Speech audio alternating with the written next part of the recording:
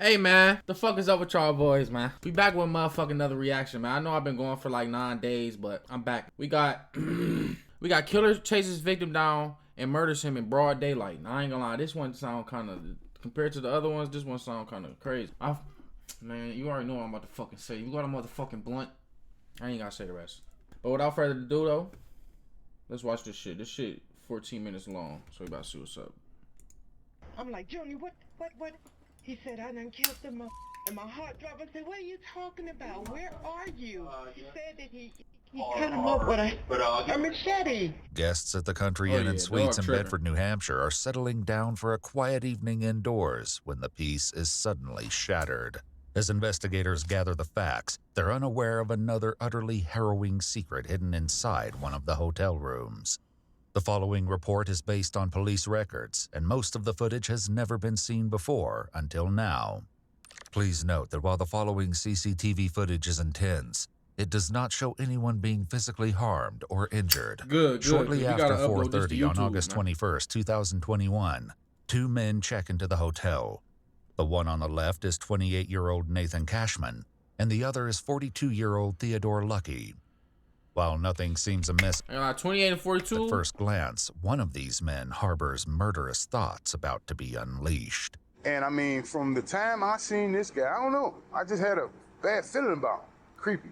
Minutes after this encounter, a witness in room 312 hears hair-raising cries from the hallway on the 3rd floor. It sounded like a man screaming at the top of his voice, help me, and several times, 3 or 4 times. Hey, this reminds me of some Jeffrey Dahmer shit. Somebody, it sounded like footsteps falling. Just the way the hallway him. And then I heard silence, but I heard like banging, like somebody was hitting the walls on the hallway a couple times. Then it was silent. And this is all things that you heard? I heard, yeah. Did you see anything? Blood? No. Banging, like somebody was hitting the walls on the hallway a couple times. Then it was silent. And this is all things that you heard? I heard, yeah. Did you see anything? No, I was not going to open the door. Okay.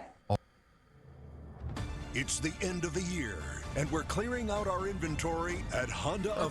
Although most witnesses stayed inside their rooms to avoid the danger, the hotel security camera captured the unfolding violence. A witness staying in room 218 notices two men at the end of the hallway engaged in an altercation.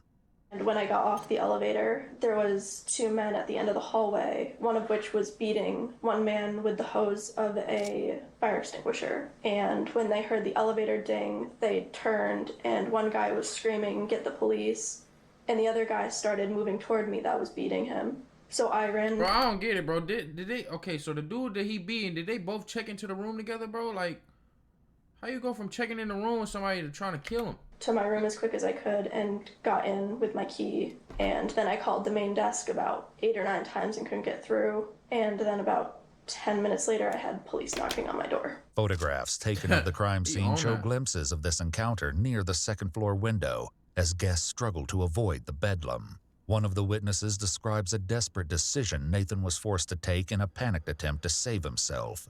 And when I came out, I look up. I said, oh man, this dude jumped out the window trying to save his life. You know what I'm saying? There's blood all on the window. The frame of the window's on the ground right there. And then that's when the other maintenance guy that's here was sitting in his car. I went over and told him, I said, man, did you see that? He said, no, I didn't see nothing. I was down on my phone. I said, man, look, dude just jumped out the window. 2 minutes later, at least 2 minutes later, there's a white guy running around the corner. And then all of a sudden, the guy came behind him with the black guy with the red hair had a machete in his hand. And he whacked him in the back of his head right before he went in and put like another gash of many gashes that this guy already had on him. So he goes in and I'm like, oh man. As Theodore chases Nathan back inside the hotel, another eyewitness recounts what he observed inside the lobby as the assault nears its gruesome conclusion. The 2 people came blasting into the door, and the one in the front, the other guy was chasing, was saying, please help, please help.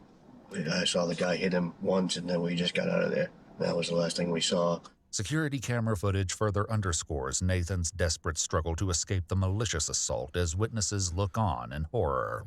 As Theodore continues his relentless attack against Nathan, the front desk clerk and Bro, what made that nigga so mad, bro? That's all I want to know. What made him so inexplicably mad? puts himself in grave danger while he's on the phone with a 911 operator.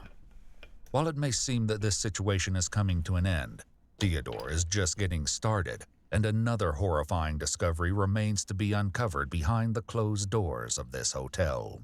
This horrifying attack in the lobby lasted almost 4 minutes, but it'll take investigators much longer to uncover the reasons behind such a cruel assault. That's what I'm 12 saying, minutes what's up? later, the medical team arrives to check on Nathan. Paramedics note a deep laceration across Nathan's neck, suggesting that his throat had been slit, and declare his death. Unsurprisingly, a medical examiner will later note in the autopsy report that Nathan died from multiple chop wounds of the head, neck, and body. As Theodore flees the crime scene, officers are unaware that they're about to receive a lead from an unlikely location over 250 miles away. What's going on? My wife just got a call from her son. Okay. Okay. He just killed somebody in New Hampshire. Okay, he just got out of prison, apparently, and it's been back and forth down here. She come home, she's all upset. I'm watching the game, me and my cousin, she blew my high. She tells me, Junior just killed someone. Where the hell was Junior at? He's in New Hampshire. I talked to him on the phone. Sure it was him? I'm positive it was him, okay? And he's telling me, Dad, I understand, and I'm talking to him, telling him what not to do.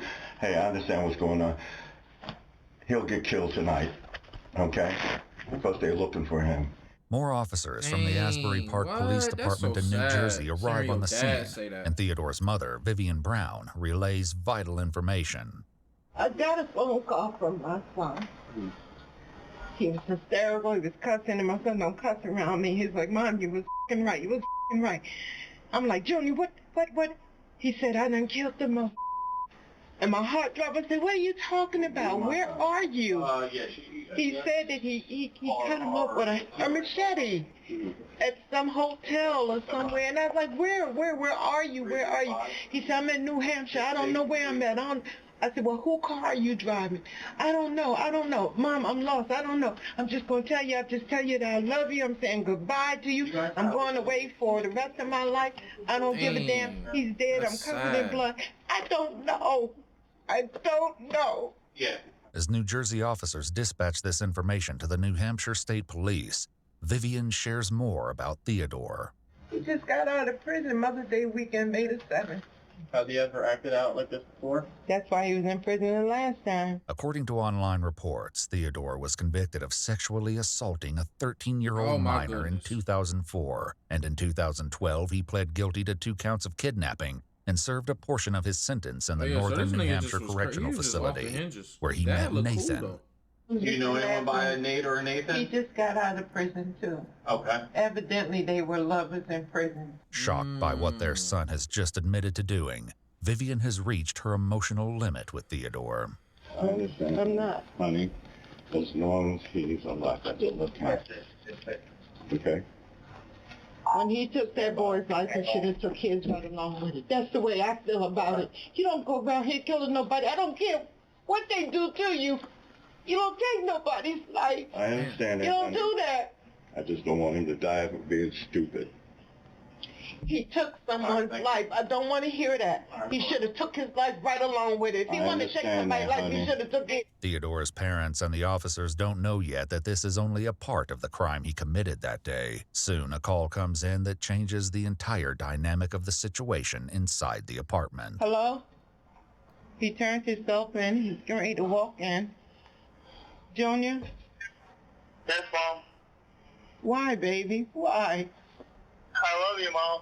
I love you too. Where you at? What police station you at? What police station is this? Bedford. Yeah. I took somebody's life, Mom. I did it. As Theodore speaks with his parents, one of the officers makes an alarming observation. He's on the phone. I don't think he's in custody yet. Junior, whose phone are you on? My phone.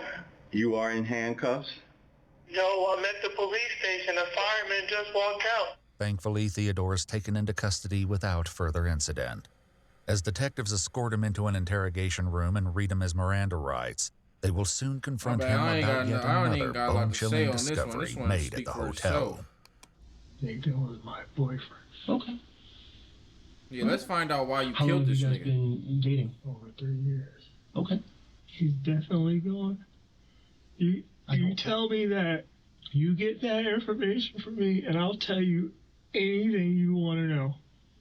I'm telling you the information that I have is that he's deceased. What happened tonight that kind of caused this? I was hurt. Yeah. He got out of prison a few weeks ago. Theodore claims that he drove from New Jersey that morning to see Nathan and arrived at the hotel around noon. We'd like to know what the interaction was in the hotel room. And we started arguing about him yelling at me. While Theodore shares about the incident, officials also know there's more to his story as they explore the timeline of events. I guess you said, did stuff happen in the hallway, or was it down into the lobby? Or could you help us understand where things kind of happened? It happened in the lobby and in the hallway and in the hotel. And when you say happened, are you stabbing, or is it more of like a hitting, or how would you describe it? Hitting. Hitting? Like coming from up, down? Yep. And where were you hitting him? In his fucking head. Everywhere. Okay. Crime scene photographs show the bloody machete Theodore used in the slaughter. But shockingly, Nathan was not the only victim that day. What? While officers were interviewing witnesses at the hotel, they discovered shocking security footage showing Theodore checking into the hotel earlier that day with 60-year-old David Hanford. But David didn't know that he was walking into a nightmare. What would really help us is there another person? Who's this other person? Later reports state that David... Bro, ain't no way this nigga killed 2 people, dog. This nigga a black Jeffrey is Dahmer. Theodore's ex-boyfriend and has known him for decades. Theodore later claimed that David believed they were at the hotel for a romantic weekend and knew nothing about his plans for Nathan. Who's the other gentleman that you were asking about? Is he... Dave. Dave? Okay. Where was Dave? In the room. So Dave was also in the room? In another room. Oh, okay. Did he come up with you from New Jersey? Okay. As officers started clearing the crime scene, they received information that there may be a second victim. Ain't no way. As they cleared the hotel's 3rd floor, they knocked and received no response from one of the rooms. Upon opening the door, officers found David completely incapacitated. So you're in the hotel with Dave, and how is he, he's bound to like the bed or tied to the bed? Yeah. Okay. And did he do that sort of voluntarily, or was that something that you decided to do? This nigga is sick. Should make my David, stomach hurt. Well, more so him. He likes the whole SM and bondage type thing. They found David covered in a hotel blanket with a belt wrapped around his neck and clear tape covering his nose and mouth. It appeared he'd been dead for some time. Oh my gosh. Not everybody cares about This nigga quality. is crazy. Some people just What the want fuck, crap. Randy If Orton? that's you. The spoke post is not for you.